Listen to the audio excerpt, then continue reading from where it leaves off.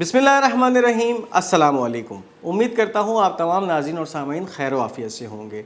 नाज़रीन, पिछले 48 घंटे में जिस तरह की डेवलपमेंट बहरा अहमर से सामने आ रही हैं बहुत हैरत अंगेज़ हैं। एक तरफ तो मुतअद्दिद जहाज़ों को निशाना बनाया है यमनी हौसियों ने, इसके साथ साथ उम्मुल रशश के मुकाम पे बैलिस्टिक मिसाइलों से हमला किया गया और उसके बाद फिर जो अब ताज़ा तरीन कार्रवाई सामने आई है, एक बरतानवी ऑयल टैंकर के ऊपर हमला किया है जिसके बाद उसके अंदर खातिर खा नुकसान पहुंचा है। उस ऑयल टैंकर को, उस पर आग लग गई है और उसके साथ साथ एक और अमरीकी MQ-9 रीपर ड्रोन को यमनी हौसियों के एयर डिफेंस सिस्टम ने मार गिराया है। क्या इस हवाले से तफसीलात हैं, इसके ऊपर बात करेंगे इस वीडियो में।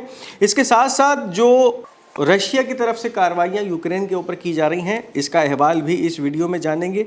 UNRWA नामी एक तंजीम के ऊपर जो इल्ज़ामात इसराइल की तरफ से लगाए गए थे, इसकी कोई हकीकत अब सामने नहीं आई है। इस हवाले से यूनाइटेड नेशंस ने एक बहुत बड़ा जो है फ़ैसला किया है, इसको शामिल करेंगे इस वीडियो में।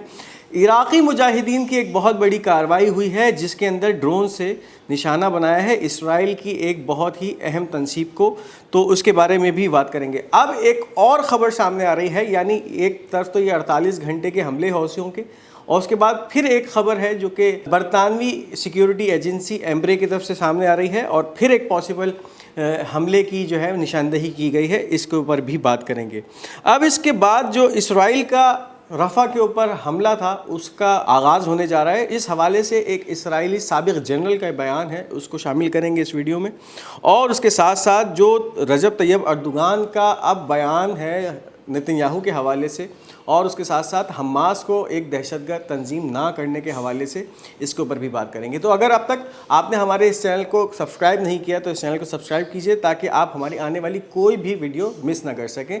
इस वीडियो को लाइक और शेयर कीजिए और अपनी आरा का इजहार कमेंट्स में ज़रूर कीजिए। तो नाज़रीन, पिछले 48 घंटे बहरा अहमर में बहुत अहम रहे हैं। एक तरफ तो एक MSC डार्विन नामी जहाज़ को निशाना बनाया यमनी हौसियों ने और इसको निशाना खलीज अदन में बनाया गया। इसके साथ साथ एक और कार्रवाई की गई, यानी फिर यमन से मिज़ाइल दागे गए, बैलिस्टिक मिज़ाइलों का इस्तेमाल किया गया और ये मिज़ाइल फिर जाके हिट हुए हैं इलात शहर के उम्मुल रशश के मुकामात पे। ये मुतअद्दिद कार्रवाइयाँ यमनियों की तरफ से की जाती रहीं और एक बार फिर अब ये कार्रवाई यमनी हौसियों की तरफ से इसराइल पे की गई। अब उसके बाद जो पिछले 24 घंटों की कार्रवाइयाँ हैं यमनी हौसियों की तरफ से, वो है the naval forces of the Yemeni arm forces targeted a British oil ship एंड्रोमेदा star in the red C with a number of appropriate naval missiles and the ship was directly hit.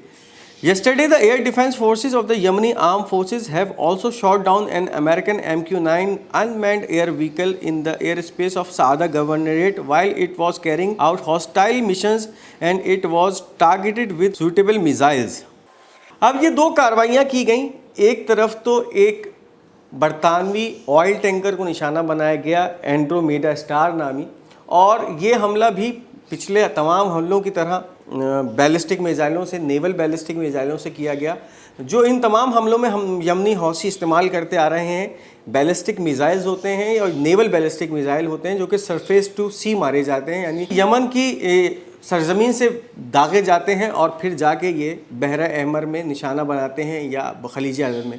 अब इस वाक़े के अंदर एक बरतानवी oil tanker को जो निशाना बनाया गया है, इन्हीं मिसाइलों का इस्तेमाल किया गया है और इनके ज़रिए बहरा अहमर से गुजरने वाले इस जहाज़ को निशाना बनाया गया जिसका नाम एंड्रोमेडा स्टार बताया जा रहा है। और ये मिसाइल फिर इस पर डायरेक्ट हिट हुए और इसके नतीजे में इस ऑयल टैंकर के एक हिस्से में आग भड़क उठी। अब इसके बाद जो कार्रवाई की गई वो कार्रवाई अमरीकी MQ-9 रीपर ड्रोन के हवाले से, यानी ये एक दूसरा ड्रोन है। आपको बताएं कि इस 1.5 महीने के मंजर के अंदर ये एक दूसरी कार्रवाई है जो यमनी हौसियों ने एक अमरीकी रिकॉनेसेंस ड्रोन या अनमैन्ड एयर व्हीकल को यमनी एयर स्पेस में तबाह किया है। अब ये जो ताज़ा तरीन कार्रवाई है जिसके अंदर यमनी एयर डिफेंस सिस्टम ने इस अमरीकी ड्रोन को तबाह किया। जब ये ड्रोन सादा के इलाके में घुसता है और इसका मिशन ये होता है कि वहाँ पर ये टारगेट्स को हिट करे, तो फिर यमनी एयर डिफेंस सिस्टम हरकत में आता है और फौरी तौर पे जो है इस ड्रोन को निशाना लगाता है और इसका निशाना जो है वो 100% बराह रास्त इस ड्रोन को जाके हिट करता है और फ़िज़ा में ही ये ड्रोन तबाह हो जाता है। तो ये इस वक्त बहुत अहम पेशरफ्त और कामयाबियाँ सामने आ रही हैं यमन के हवाले से, जिसमें यमनी हौसियों ने تقریباً 4 کارروائیاں کی، 2 جہازوں کے خلاف کارروائی کی، 1 ڈرون کو نشانہ بنایا اور اس کے ساتھ ساتھ ایلات شہر کے الرشش کے مقام کو نشانہ بنایا ہے۔ اب اس کے ساتھ رشیا نے بھی کچھ یوکرین کے خلاف کارروائیاں کی ہیں۔ Russia hit 4 thermal power plants in DTEK in Ukraine over night, huge damage reported with casualties. اب جس طرح سے اس وقت یوکرین اور رشیا کا معاملہ چل رہا ہے اور یوکرین کو جس طرح سے امداد ملی ہے اور اس کے بعد وہ اس امداد کا بے دریغ استعمال رشیا کے خلاف کر رہا ہے، رشیا کے جوابی حملے بھی اب سامنے آ رہے ہیں اور ایک ایسے ہی جوابی حملے کے نتیجے میں 4 تھرمل پاور پلانٹس کو نشانہ بنایا ہے، جس کی وجہ سے یوکرین کے کچھ علاقوں کے اندر بالکل بلیک آؤٹ ہو گیا اور بہت بڑا جو ہے اس حملے کو تصور کیا جا رہا ہے، جس کے نتیجے میں بہت ساری ہلاکتیں اور کیجویلٹیز بھی ہوئی ہیں۔ تو یہ ایک خبر رشیا اور یوکرین کے منظر سے سامنے آ رہی ہے۔ اب آپ کو یہ بتائیں کہ یونائٹڈ نیشنز کے ایک ادارے UNRWA پہ اسرائیل کی طرف سے الزام لگایا گیا تھا کہ اس کے کچھ ملازمین 7 اکتوبر کے واقعے کے اندر حماس کے ساتھ ملوث تھے۔ اس الزام لگانے کے بعد اس کے بارے میں کوئی بھی پروف جو ہے وہ اسرائیل کی طرف سے نہیں دیا گیا تھا۔ اب اس حوالے سے United Nations the organisations investigator close the case file related to Israeli allegations regarding UNRWA employee due to the lack of evidence. United Nations کے جو بھی ایڈمنسٹریگیٹرز تھے انہوں نے یہ جو کیس فائل تھی UNRWA کے خلاف، اس کا کیس بند کر دیا ہے، جس پہ جو اسرائیلی الزامات لگائے گئے تھے، جبکہ اسرائیل کی طرف سے یونائٹڈ نیشنز کو خاطر خواہ کوئی بھی ثبوت فراہم نہیں کیا گیا۔ یہ صرف ایک بھونڈا الزام تھا، ایلیگیشن تھا اس تنظیم پہ، جس کا مقصد صرف یہ تھا کہ اسرائیل فلسطینیوں کی جو امداد ہے اس کو کسی بھی حوالے سے روک سکے۔ اور اس وقت اسرائیل کا جو ایک کردار سامنے آ رہا ہے کہ بھوک اور پیاس کو وہ ایک ہتھیار کے طور پہ فلسطینیوں کے لیے استعمال کر رہا ہے، تو اب یہ کڑی جڑتی جا رہی ہے کہ UNRWA پہ یہ الزامات لگا کے اس کو فلسطین میں کام کرنے سے روکنا بھی اس کی ایک گھنونی سازش تھی اسرائیل کی، کہ کسی بھی طرح سے فلسطینیوں تک کھانے پینے کی یا دوسری دواؤں کی امداد جو ہے وہ پراپر چینل سے بھی نہ پہنچ سکے۔ تو اب ایک بڑی اہم خبر یہ ہے کہ یونائٹڈ نیشن نے اس کی فائل کو کلوز کر دیا ہے۔ عراق سے بہت اہم خبر آ رہی ہے۔ Iraqi resistance we targeted using drones a vital target in Haifa in our occupied territories. Iraq کی طرف سے مسلسل جو ہے وہ حیفا کو ٹارگیٹ کیا جا رہا ہے اور اب ایک اور تازہ ترین حملے کے اندر ڈرونز کا استعمال کرتے ہوئے عراقی مجاہدین نے حیفا کو نشانہ بنایا ہے۔ حیفا کے اوپر جو ہے حملہ کیا ہے، اس کو ٹارگٹ کیا ہے اور وہاں جا کے ان ڈرونز نے ہٹ کیا ہے اور خاطر خواہ جو ہے وہ خوف و ہراس بھی اسرائیلیوں میں پھیلایا ہے اور اس کے ساتھ اپنے ٹارگٹ کو اچیو کیا ہے۔ مسلسل کارروائیاں ہیں جو کہ عراقی مجاہدین کی سامنے آ رہی ہیں حیفا کو لے کر۔ اب ایک بیان ہے جو کہ ایمبرے میری ٹائم سیکیورٹی، برطانیہ کی ایک سیکیورٹی ہے جو کہ بحر احمر کے حوالے سے بہت ایکٹیو ہے، اور UKMTO اور ایمبرے یہ 2 سیکیورٹی کمپنیز ہیں جو کہ بحر احمر میں یا خلیج عدن میں یا اس کے ساتھ ساتھ انڈین اوشن میں ہونے والی جتنی بھی کارروائیاں ہوتی ہیں ان کو رپورٹ کرتی ہے۔ ایمبرے میری time security company 3 missiles were detected about 15 nautical miles south waste of the یمنی city of موکھا۔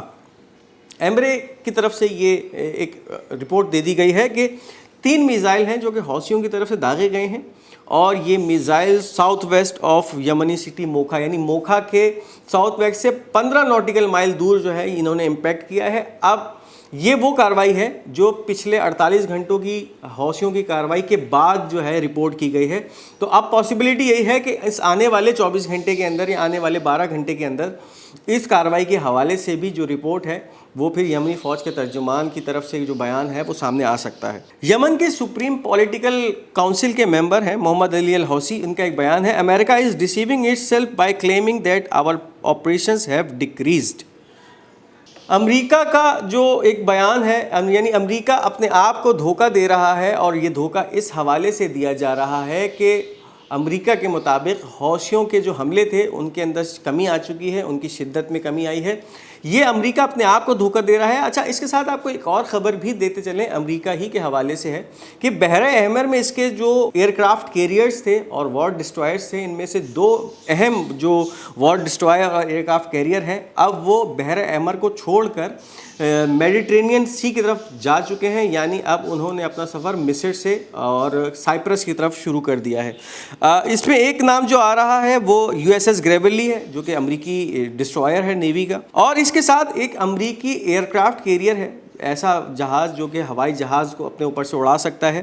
USS Dwight D آئزن ہاور، یہ 2 جہاز ایسے ہیں جنہوں نے بحیرہ احمر سے اب فرار اختیار کر لیا ہے اور اب یہ میڈیٹرینین سی کے طرف جا رہے ہیں، یعنی ان کا جو اب سفر ہے وہ یورپ کی طرف ہو گیا ہے. تو یہ ایک بڑی اہم پیش رفت ہے جو کہ بحیرہ احمر سے سامنے آئی ہے کہ اب امریکہ نے بحیرہ احمر کی اپنی پوزیشن جو ہیں وہ خالی کرنا شروع کر دی ہیں. اب اس کے بعد مقبوضہ فلسطین سے خبر ہے. Former Israeli general warned the attack on Rafah is a big mistake and strategic ambush and will end with the Israeli army leaving defeated. اب قابض اسرائیلی فوج کے ایک سابق جنرل کا جو ہے اپنی ہی فوج پہ تنقیدی بیان ہے کہ اس وقت جو رفح کے اندر وہ گھس رہی ہے اور اس وقت رفح کا آپریشن اگلے 24 گھنٹے کے اندر مکمل طور پہ جو ہے وہ شروع ہونے جا رہا ہے.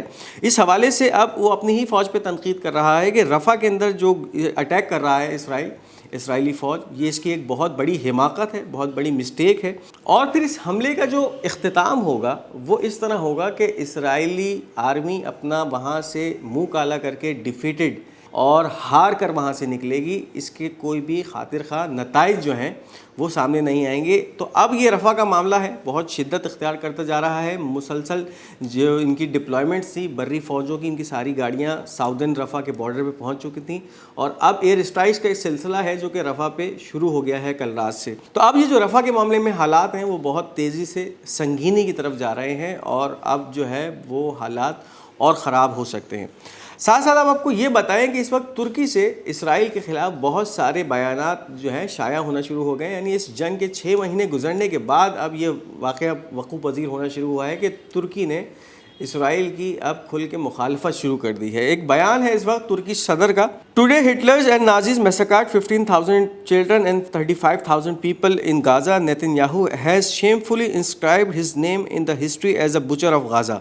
We cannot label Palestinian resistance fighters as terrorists. We cannot be among those who slander Hamas as a terrorist organization just because Israel and its Western supporters wants us to. ترک صدر کا اس وقت یہ بہت بڑا بیان سمجھا جا رہا ہے کہ ایک طرف تو اسرائیلی وزیر اعظم نتن یاہو کو غزہ میں قتل عام کرنے والا قصائی سے تشبیہ دی جا رہی ہے اور اس کے ساتھ ساتھ اس کو ہٹلر اور نازی کہا جا رہا ہے کہ جس نے اس جنگ کے اندر 15,000 بچوں سمیت 35,000 فلسطینیوں کا انتہائی بے دردی سے قتل عام کیا ہے. اور اس کے ساتھ ساتھ یہ بھی اس بات پہ بھی اب زور دیا ہے کہ اس وقت فلسطینی مزاحمتی مجاہدین جو ہیں، ریزسٹنس فائٹر ہیں، ان کو جس طرح سے اس وقت ویسٹ اسرائیلی ایما پر دہشت گرد ڈکلیئر کرنے کی باتیں کر رہا ہے تو ہم ان کو دہشت گرد نہ مانتے ہیں اور نہ اس وقت ہم جو ہیں ان کو دہشت گرد تسلیم کرتے ہیں. تو یہ اس وقت ترک صدر کا ایک واضح بیان ہے کہ اس وقت ہم مغربی اور اسرائیلی ایما پر حماس کو نہ دہشت گرد تنظیم